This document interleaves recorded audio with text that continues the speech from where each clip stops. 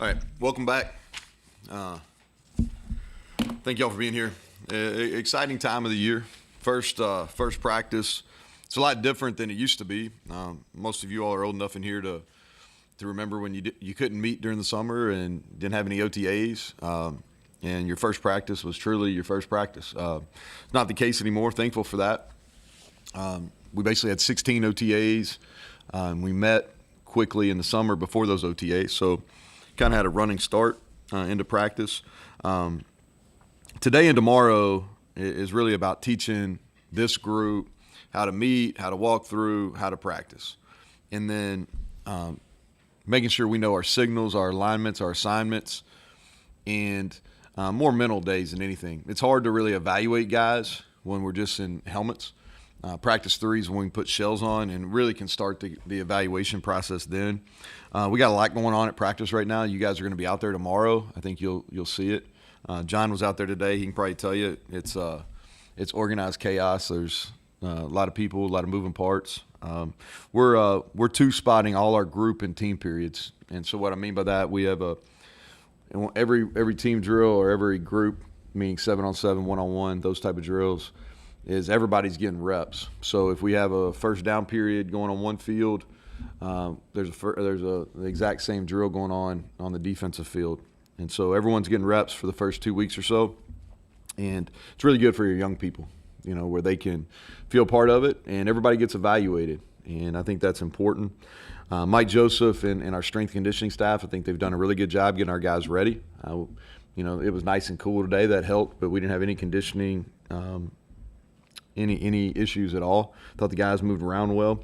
And the summer with those guys is really about preparing for fall camp, and I felt good finishing day 1. And then the first 2.5 weeks of camp is really about preparing for the season and preparing for all of our opponents, anything different that we're going to see. And then those last 2 weeks is really prepping for Penn State. And so that's kind of how we have it set up. As far as we have everybody here, and I know that y'all are going to ask. Everybody's here. All the new transfers are out there today. Feel free to ask about them here in a second. Injured guys, I'll give you a little bit of update. Braden Dudley had a little off-season surgery. He's limited. We're hopeful he'll be back by early in the year, if not the first game. Josiah is well into his rehab. He's handled it well. Talking about Josiah Trotter. Asani Redwood is ahead of schedule. Pleased where he's at. He's doing some non-contact stuff. I think he and our training staff has really be commended on that as well. Cortez Braham, he may or may not be out there tomorrow when you guys are there. Nothing serious. He's sick, so he was very limited today. Probably will be limited again tomorrow. Nothing serious. Davis continues to come back from his surgery that he got at the end of last year. And so he's out there, limited, not full go yet. Zach Frazier was a full participant. And so if there's anybody else that y'all want to know about, ask. But with that, I'll take questions. Greg? So you said everybody's here that you expected, newcomers. Just numbers, you're allowed 110 now? Do you have all that filled? Well, you're really allowed up to 120. 120, okay. Yeah, and so they changed that rule, which was a real positive rule. It's a emergency waiver, but most people's Title IX numbers is right around 120. So our roster size is really determined by Title IX, and so for us it's 120. And in the past, it used to be you had 105 in camp, and then it got expanded to 110. But you still had to tell 10 kids because everybody's here in the summer. This is a year-round deal. Walk-on scholarship, it's a year-round deal. So you used to have to tell, anywhere from 5 to 10 kids they couldn't come to camp, and that's not the case anymore. And that passed 2 or 3 weeks ago, which is, I think that's a positive move. So the walk-on kids you've just added, most of those are just in getting here now? No, so we've got about 4 or 5 that'll be here when school starts, and the rest of them have been here since our second summer session, which was the last week of June. Okay. So Traylon Ray and a high percentage of our walk-ons came in the second summer session. So I think it was, last week of June, right after our last 7-on-7 camp. Feel about good about the numbers you've got at all your position groups. Noticed you got 7 tight ends out there, which is more than normal. Pretty happy with what you got number Yeah, wise? our depth is better. We need some walk-on O linemen. We've lost a few of those guys, so we've got enough scholarship, but I'd like to have a few more walk-on offensive linemen.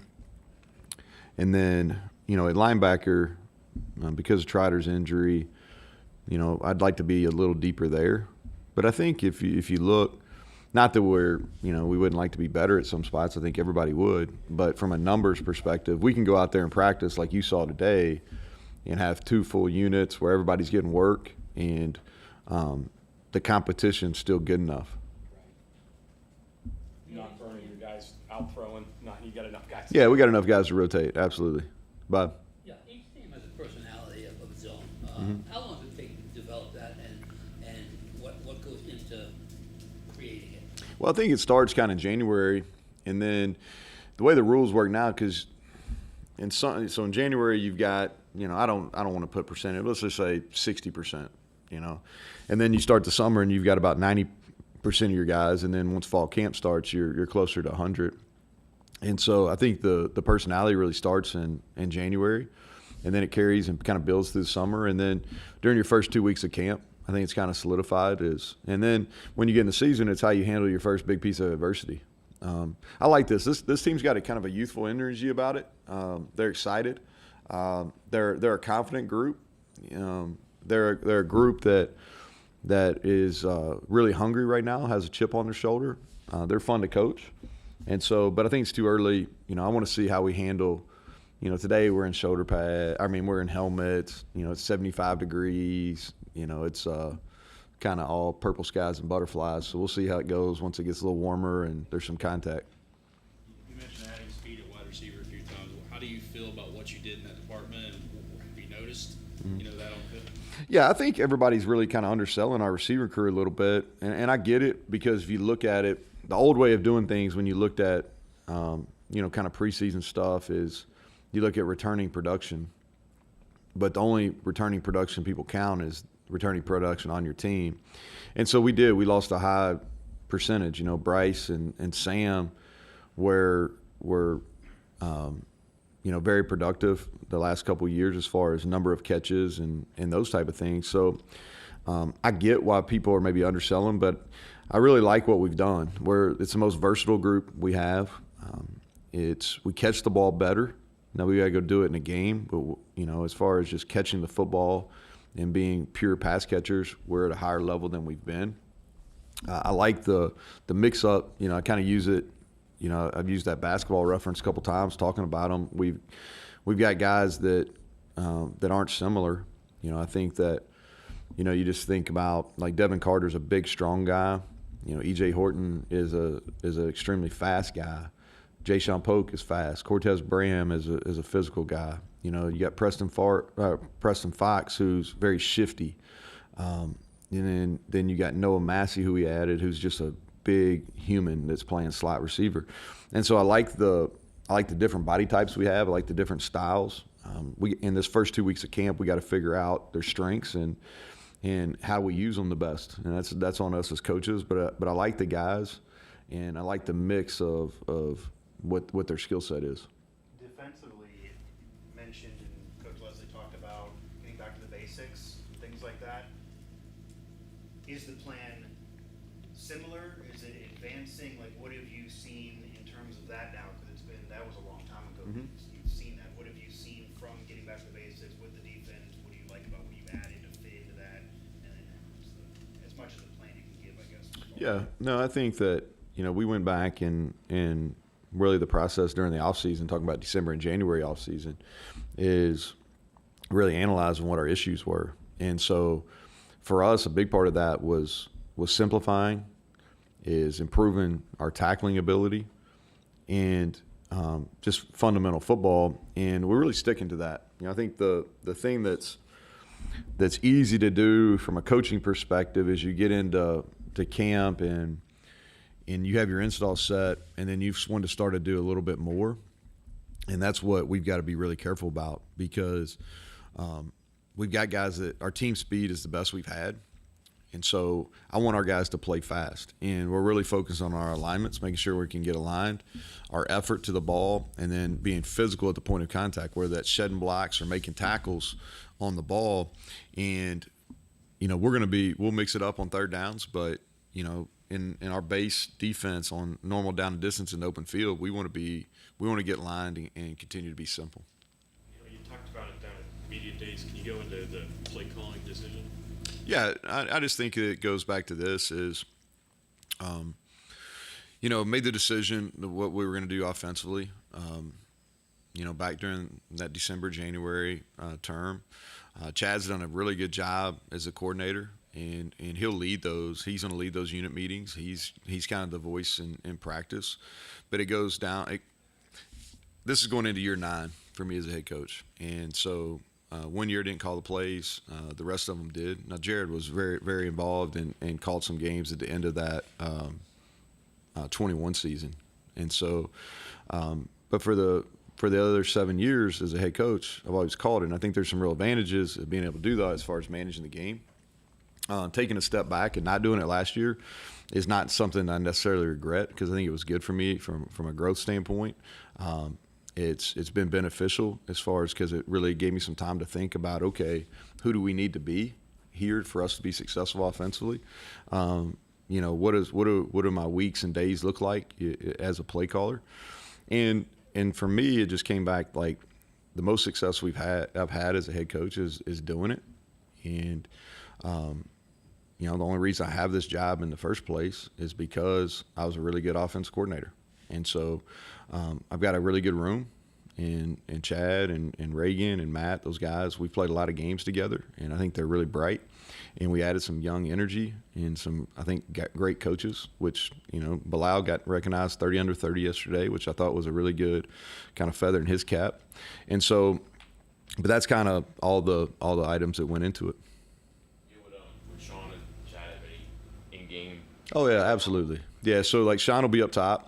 And he's always been, even with Graham last year, Graham really leaned on him as well, and we'll continue to do that.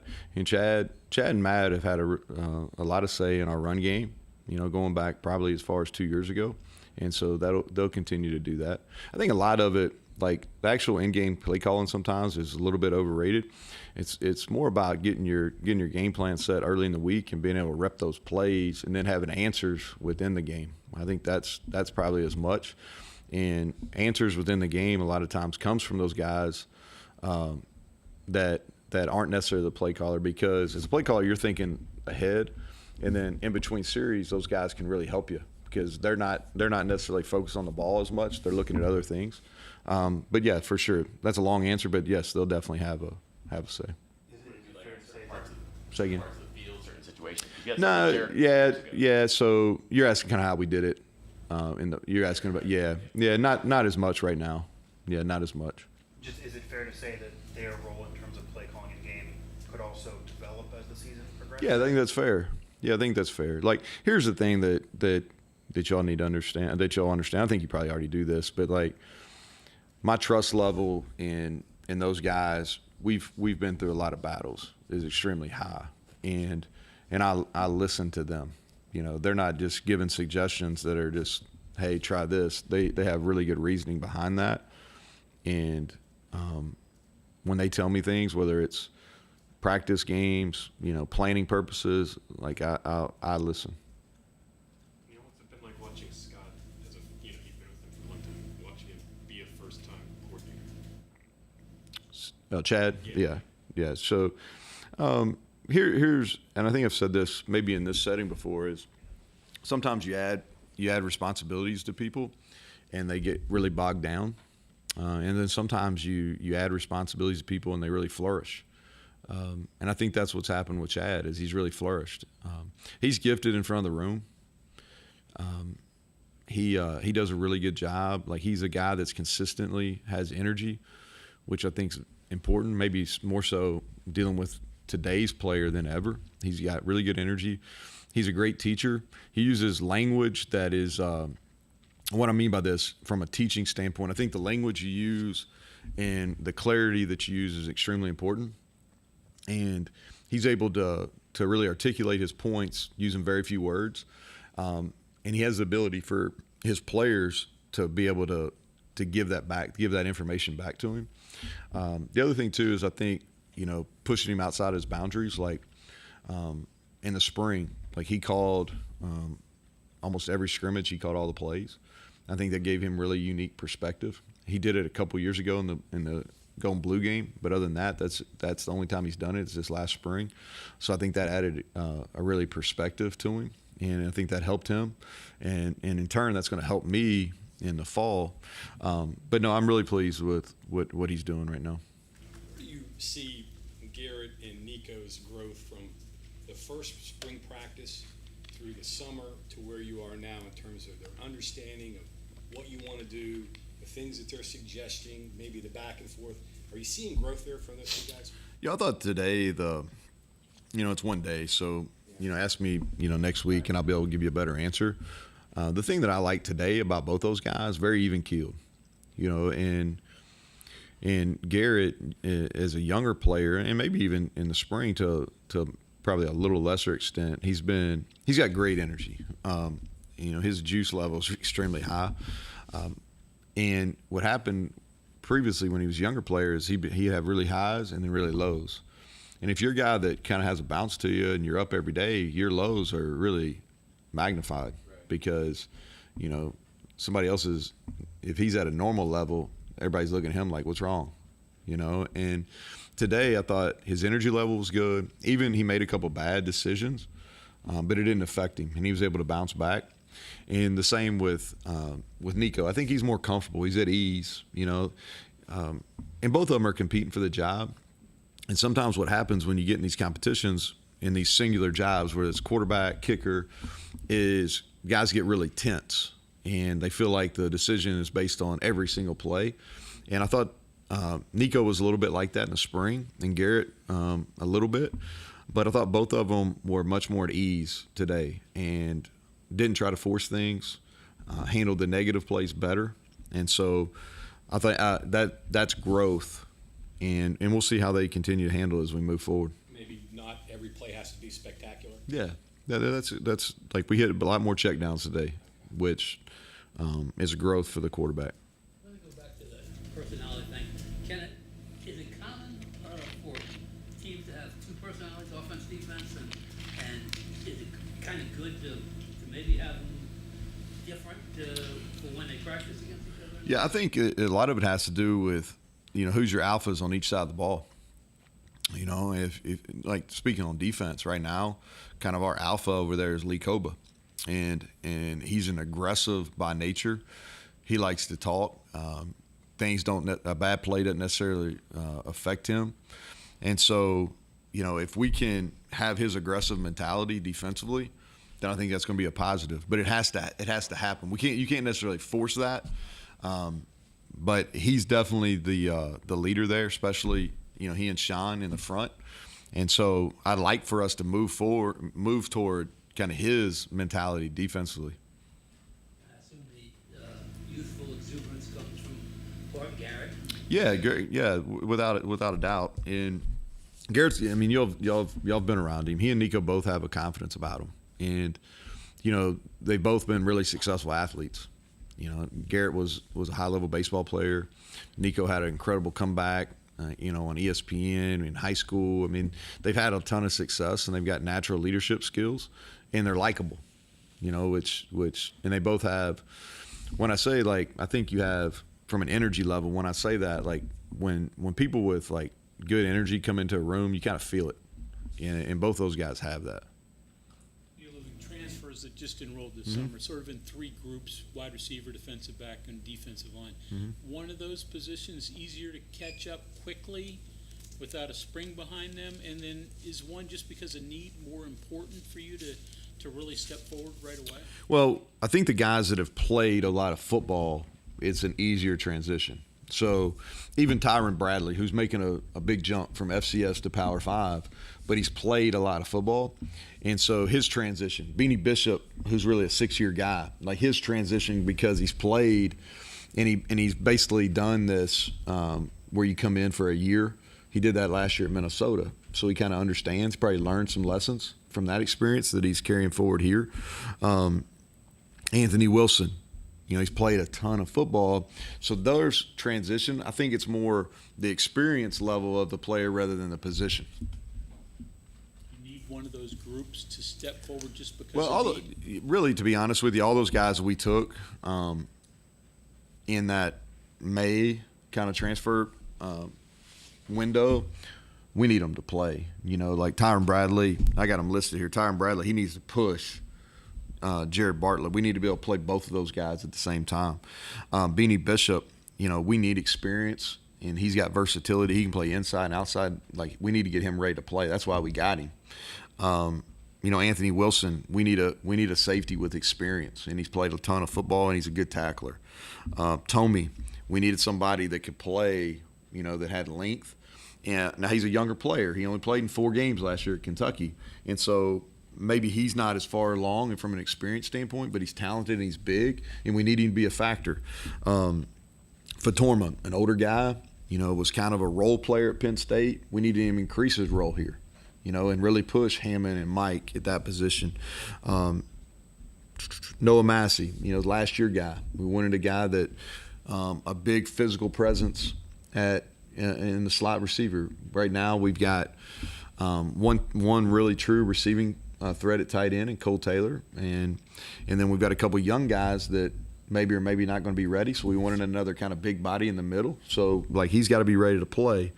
E.J. Horton, he was just coming on at Marshall, right at the end of last year, and he's played, and so he's got a unique skill set and he can really run. And so he's going to get plenty of opportunities to go do it. And so, but all those guys that we took in that May block, man, we need them to play. That's why they're here.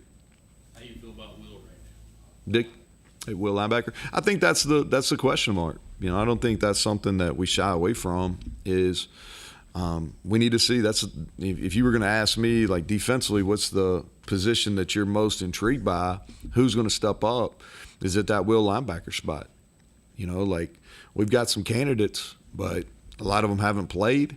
And so who's going to, over the next 2.5 weeks, who's going to show that they're ready? And to me, that's what this first 2.5 weeks of fall camp is. Like, the transfers, like, I want to see them and how they mesh and how they take to our systems. But I feel pretty good about those guys, getting them to a point where they're ready. What I'm really wanting to see is those guys that played for us last year but were maybe in lesser roles, or maybe they were really young. Like, I want to see how big a jump those guys are going to make, especially in the secondary. Jacoby Spells, Andrew Wilson-Lamp, Marcus Floyd going into year 2. I want to see those guys in the jump that they make from playing, kind of minor roles or lesser roles last year to now being pressed into duty, because that's what's going to make our football team. That's what's going to make our football team is the guys that make a jump from a year ago. Neal, general manager? Mm-hmm. You haven't really talked about that yet. New addition. I'm assuming that's something you probably wanted to add for various reasons. Necessity for you now? Yeah, well, Matt did a really good job. Matt Jansen did a really good job, and we wish him the best as he moves on. And I thought I'm proud of what we've been able to do in that department-wise. As far as just as college football has changed and evolved, I think we've our personnel department's really changed and evolved. Now we have truly a scouting department, and that's really focused on college scouting or the transfer portal window. And then we have high school recruiting that's obviously aimed at high school and junior college recruiting. And Matt's a big part of that, of growing that. And so now Drew comes, and he's a guy that got a ton of positive feedback on people that I trust. When we opened that position, it was non-negotiable. We wanted somebody with NFL experience. And he's got 18-plus years of NFL experience at both the regional and the advanced scouting levels.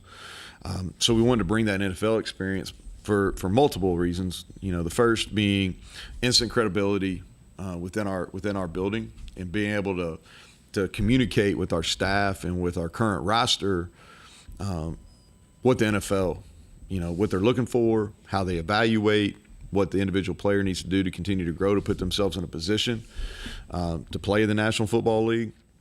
And then having the scouting background, because that's essentially what you're doing in the portal is you're taking the NFL model from a scouting perspective and you're applying it to a little bit younger guy at the college level. And so the other reason I wanted somebody with experience because I want us to continue to develop the people within that department, and so excited about him. He started last week. Today was his first practice, and he's going to be a big benefit to not only me, but I think our players here and helping us continue to grow what we're doing in the portal. Speaking of the portal, still 2 spots left. We do. And like I told you, I don't know, somebody asked me about it at media days, and we were open to taking one more. And we pursued one guy that was in the portal and just got beat. And so, but I wanted to keep one, and now we have 2 open for guys that are walk-ons that earn that opportunity. And I think that's really important. It's good for your locker room. It's good for your walk-on program, which has been really good for us, especially here in state. And so that's what we'll look at. You mentioned the chip on the shoulder. How much of that contributes to the Bowl league? Well, I think that's a minor part of it. I think just the fact that really a sour taste, in really the whole program from a year ago, where just where we underachieved. We had some opportunities to get bowl eligible, and we didn't do that. And so I think that burn, and then maybe the lack of respect that we're getting in the preseason that contributes to it. But I think the biggest piece of that is last year. Connecting the dots from kind of feeling a chip on your shoulder to a lot of conversation about the personality of the team, even the players that were added and kind of now feeling the vibe of this team. Obviously, you're going to want to have good players, and that's the number one reason to add them. But what are your thoughts on being discounted and then having, it seems like having a lot of players, whether they were here or not, or even coming over, that also maybe have chips on their shoulder. It's like a collective group of players with chips on the shoulder, that it's the perfect storm almost if you're going to surprise people. Well, that's the hope. I think if you go back and there's people in this room that have, John in particular and a couple other guys that can speak on the history of the program probably at a better than I can, but I've done a lot of research since I've been here, and I think that's kind of the personality of our program. Is it's always been kind of somebody that's overlooked, a blue collar program. That's something that Mike and his staff we've really kind of hammered on all summer, is the fact that okay, hey, you prove them right or you prove them wrong, and it's really up to us. And the fact that you've got to have this burning desire, and this hunger to really do better. And so if you go back and look at some of the best teams here, they haven't necessarily been picked, to achieve at a high level. And so there's some solace in that. There's also some, like you can go back to in the last 3 preseason polls and looked where people were picked and where they finished. And it's, I said this at media days. I wasn't trying to be a smart ass. It's accurate. Like they haven't been very good at it. You know what I mean? And so there's some solace in that too. Any position changes of note? No C.J. Donaldson in the back pocket that you're moving around this year? Nah, but let me think about that. We moved Davis to wide out. I think I told y'all that back in the spring. I don't think so. Nobody else. Last What? thing on play calling. Yep. You mentioned, some advantages to managing the game. Can you elaborate on that a little bit? Yeah, so I did a podcast the other day, and I got asked the same question. And so the communication is there's less communication needed when the head coach is the play caller, which is so let's say from a data analytics,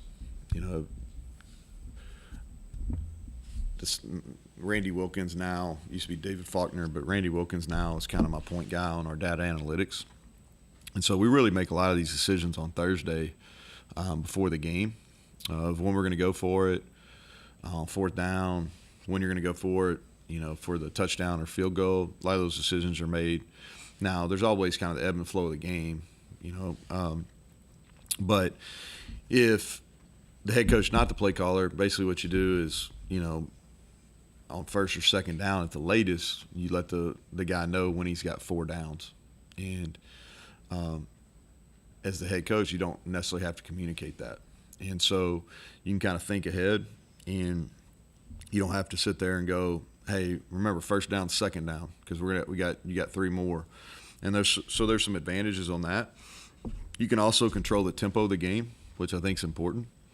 I think a good example of that is when we played at Oklahoma. What have that been? We got beat on the walk-off field goal, but we really controlled that game. They were really potent on offense coming into that game. We huddled more and really controlled the time of possession, and were able to kind of manage the game. And if not for an error there, we'd had a chance at a field goal to win the game. And that's not something that I sit there and talk to our team about. We just had a plan. Hey, we want to shorten the game going into it, and you're able to do that. And so that's just an example how, as a head coach, you can really affect the tempo of the game. And I think the offensive play caller has more of an impact on the tempo of the game than anybody else. And that's not discounting defense at all. It's just at how fast or rapid you're calling games, and then if you're going to be aggressive on 4th down or not. How do you feel about where you stand on special teams, especially with some turnover in the kicking game? Yeah, that's going to be a focus of us. Our field position differential's got to be better. I really felt like that punt team-wise last year, we were really good on punt, and our snappers are really good. We got our team speed was okay last year. It's even better this year. I think our punters got a chance to be elite, and then we affected some punts. Got better in the return game once we went with Preston. I thought he did a nice job later in the year, but we were able to affect some punts. And so where we really struggled last year was on our kickoff defense, and some of that was we were a little erratic at kicker, and some of that was we missed 16 tackles on kickoff last year, which is, that's absurd. That's way too high. And our kickoff return last year, we really made a bunch of poor decisions at the returner.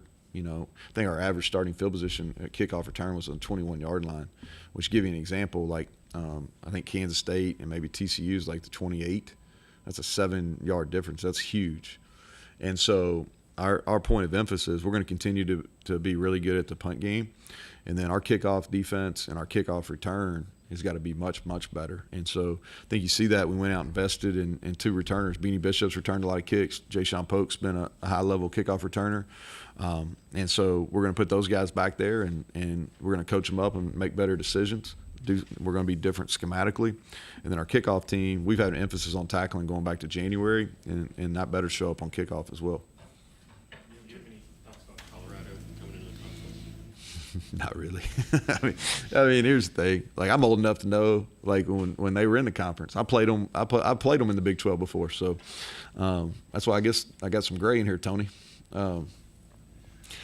Now, here's my deal on expansion is I've got a ton of confidence in Commissioner Yormark.